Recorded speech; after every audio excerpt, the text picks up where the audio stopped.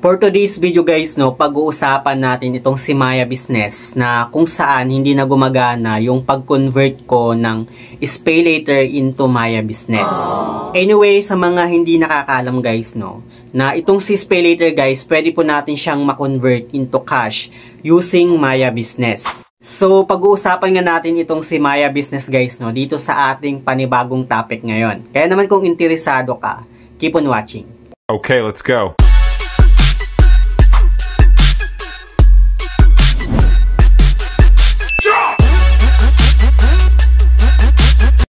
Hi guys, it's Ziel Mariano and welcome back to my YouTube channel.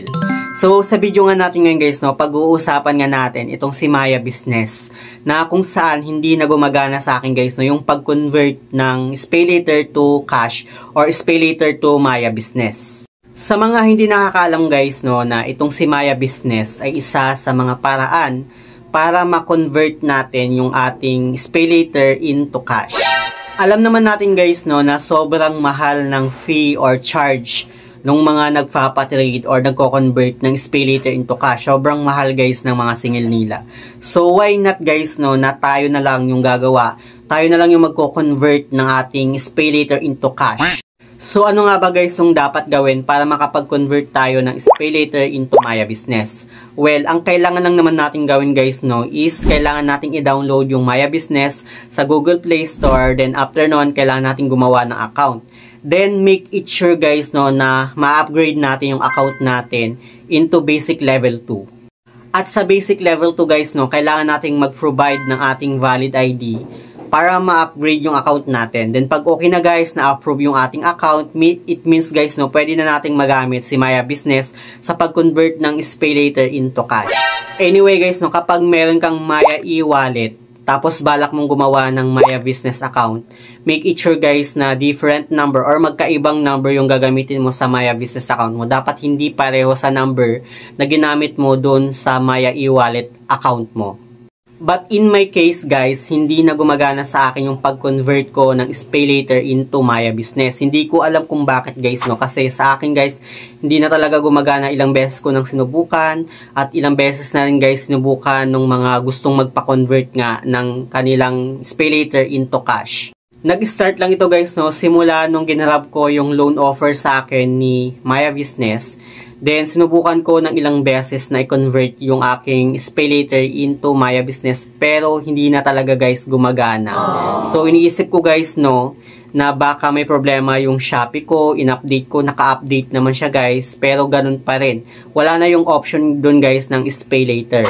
Anyway, sa mga merong loan dyan kay Maya Business, pero gumagana pa rin yung pag-convert ng SPayLater into Maya Business, please comment down below para ma-correct ako at ma-sure na hindi ito tungkol sa loan offer ni Maya Business na ginrab mo kung bakit hindi na gumagana yung pag-convert mo ng SPayLater into Maya Business.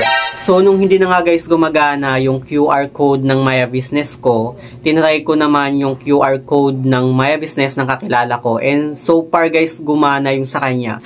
So, doon talaga guys napapaisip ako na baka dahil talaga doon sa loan offer na ginrab ko kay Maya Business kung bakit hindi na gumagana yung sa akin.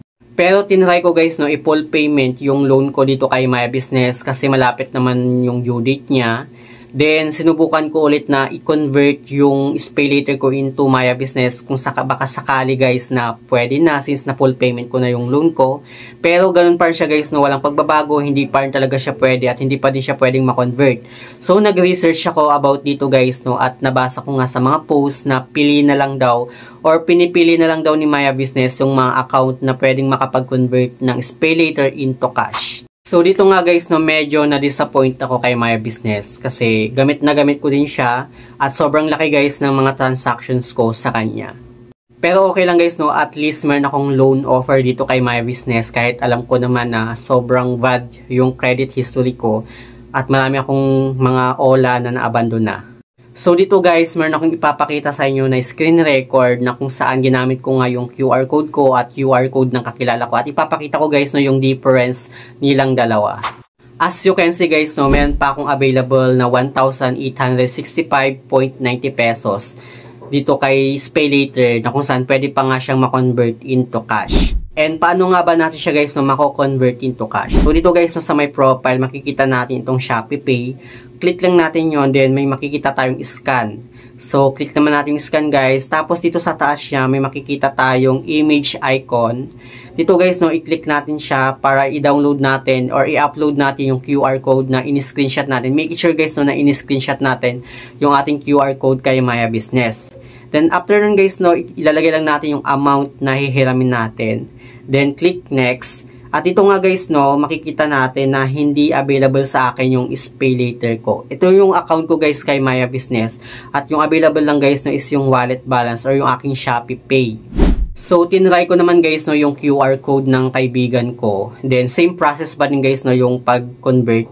And dito guys no, clinic ko yung amount na hiramin ko. Then dito guys, clinic ko yung next. At nagpakita yung sa kanya guys no, nagpakita yung pay later niya. Kung saan, mamimili lang ako ng month na pwede ko siyang hiramin. Like, 1 month, 3 months, 6 months, at 12 months. Sa akin kasi guys, nakita nyo naman guys no, yung difference ng Maya account ko sa Maya account niya. Sa akin kasi guys, walang nagpakita na pay later.